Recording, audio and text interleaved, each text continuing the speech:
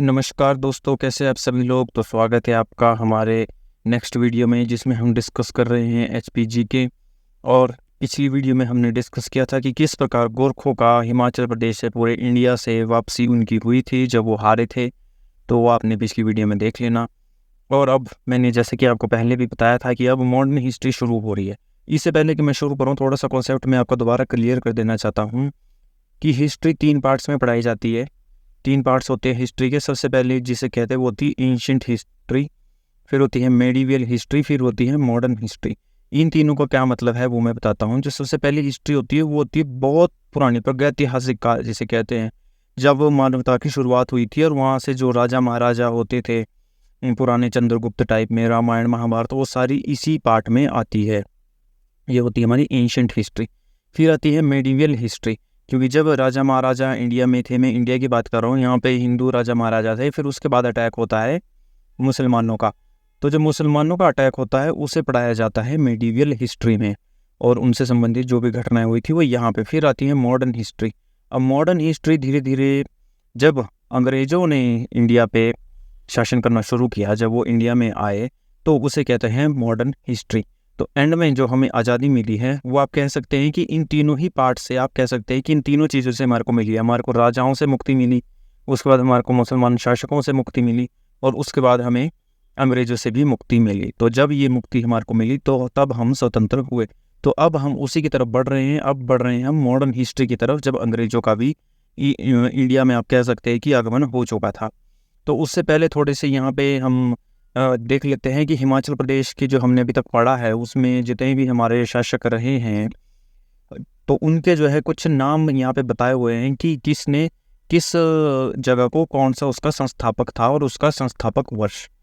तो यहाँ पे ये जो मैंने टेबल बनाया है, आप इसका स्क्रीनशॉट ले लीजिएगा, क्वेश्चन इसमें से आ जाते हैं। तो जैसे कि आप देख पा रहे होंगे, यहाँ पे ये मैंने डेट्स लगाई है सारी क्रोनोलॉजिकली।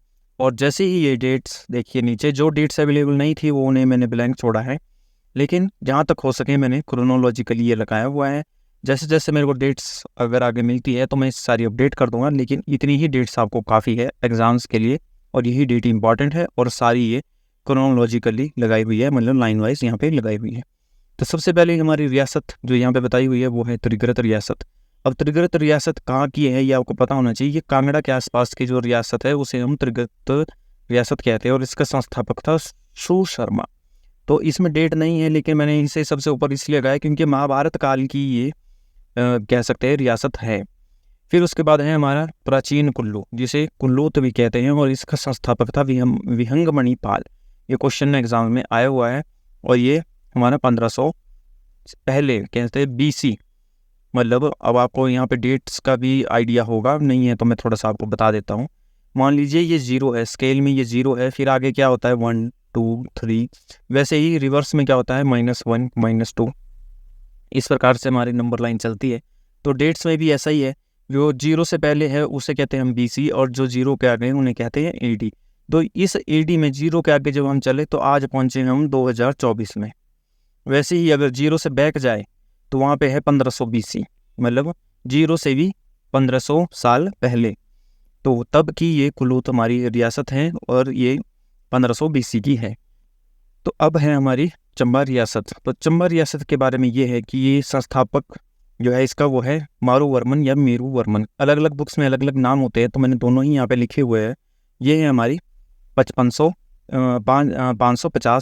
AD के आसपास। तो ये AD जहाँ पे BC लिखा है वो BC है, और जहाँ पे कुछ नहीं लिखा वो AD है। जैसे कि मैंने आपको बताया, 0 से इधर को जाएंगे तो वो AD है, अगर बैक जाएंगे तो वो BC है। तो AD जब यहाँ पे 550 पहुँचेंगे तो तब ये चंबा रियासत की स्थापना हुई है। फिर है हमारे पास बागल रियासत। बागल रियासत आपको पता ही है, ये है हमारी अर्की रियासत। इसका पुराना नाम था बागल। तो अर्की के जो संस्थापक है वो है अजय देव, और ये संस्थापना वर्ष है इसका 900 AD के आसपास। फिर है हमारे पास नूरपुर। नूरपुर के है जेठपाल या जीतपाल भी इन्हें कहते हैं।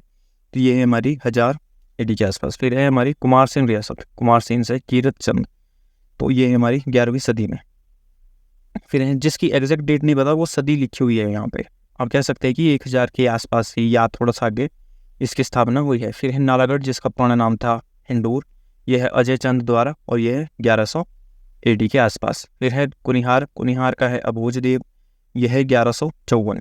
फिर है जसवां रियासत, जसवां के है पूर्णचंद या पदम सिंह, यह है 1170। फिर है सिरमौर रियासत, सिरमौर के है शुभंग प्रकाश, शुभंग प्रकाश, और ये स्थापना हुई है इसकी 1195 में। फिर है क्योंथल, क्योंथल है गिरिसेन, ये है हमारी 1211 में। क्योंथल रियासत आपको पता है ये शिमला के आसपास का जो भी एरिया है अर्बन का वो सारा क्योंथल में आता है। सुकेत, सुकेत है मंडी में, यह है वीरसेन द्वारा संस्थापक, इनकी वीरसेन है और ये 1288 है। फिर है मंडी रियासत, मंडी रियासत बाणसेन के द्वारा, यह है 1300 के आसपास। फिर है गुलेर, गुलेर रियासत हरिचंद, यह है 1405। फिर है सिब्बा, यह है शिवरामचंद।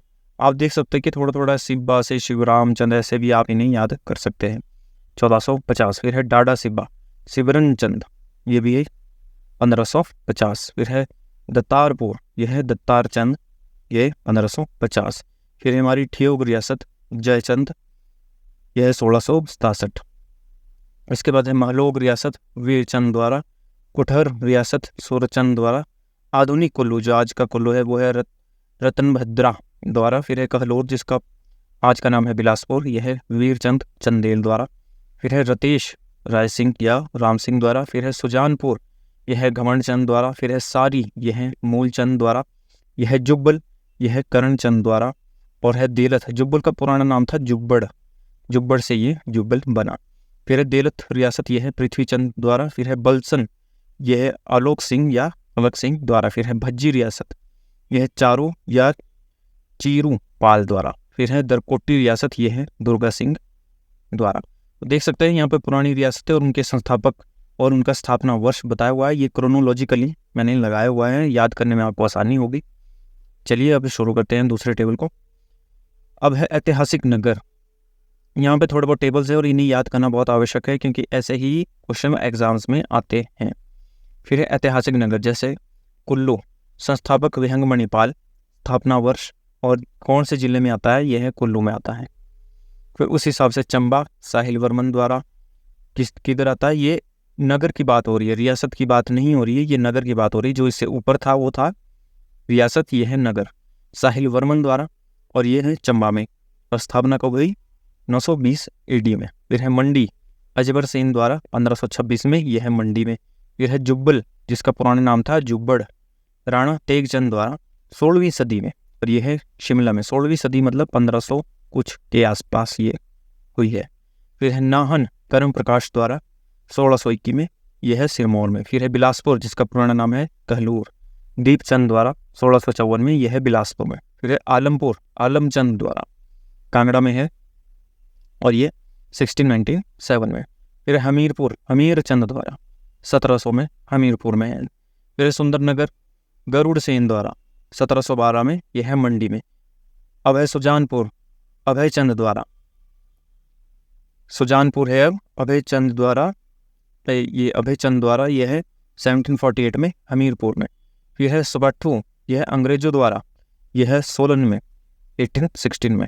फिर है शिमला, मेजर कैनेडी द्वारा 1822 में, यह है शिमला में। फिर है कसौली, कसौली भी अंग्रेजों द्वारा 1841 में, सोलन में। फिर है डलहौजी, लॉर्ड डलहौजी द्वारा, मतलब कह सकते हैं आप अंग्रेजों द्वारा 1854 में, चंबा में।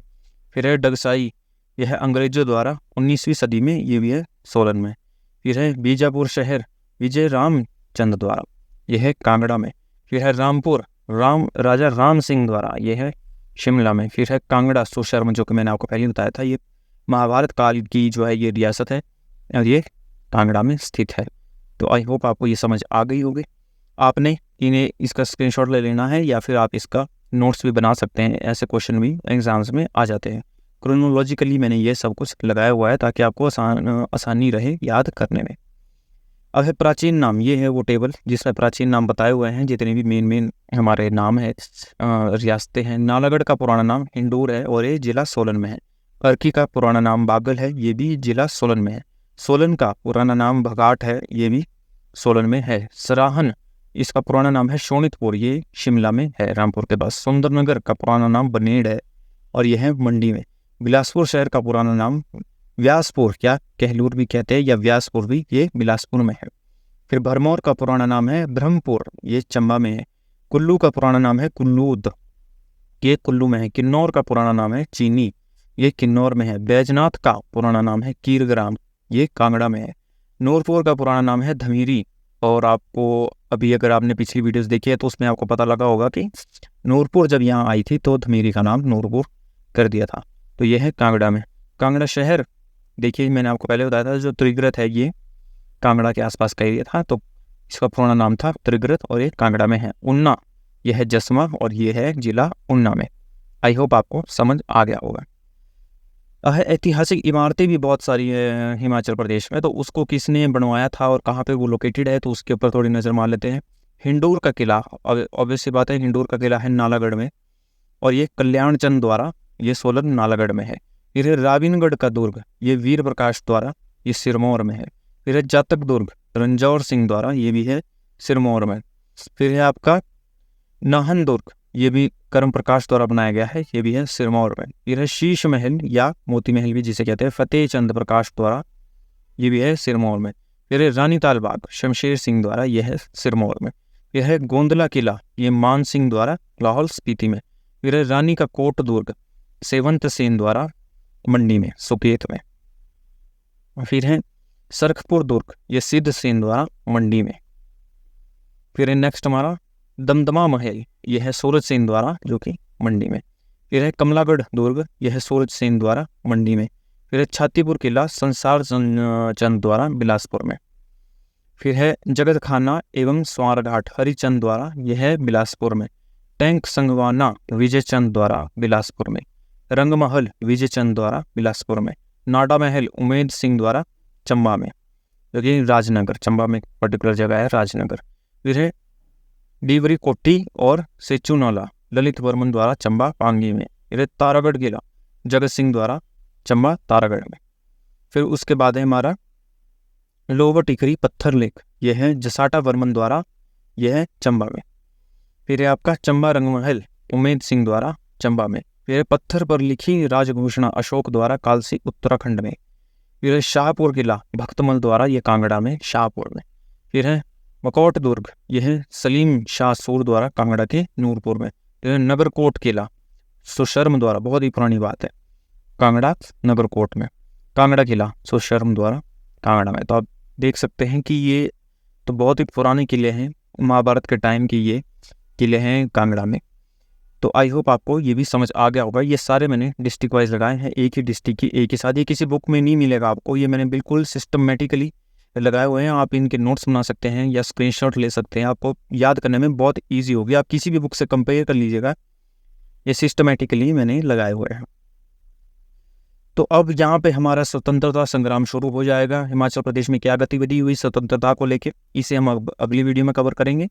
तो आई होप आपको ये आज की वीडियो समझ आई होगी। अच्छी लगी हो तो लाइक कीजिएगा, वीडियो को शेयर कीजिएगा, चैनल को सब्सक्राइब कीजिएगा। वीडियो देखने के लिए बहुत बहुत धन्यवाद। Thank you.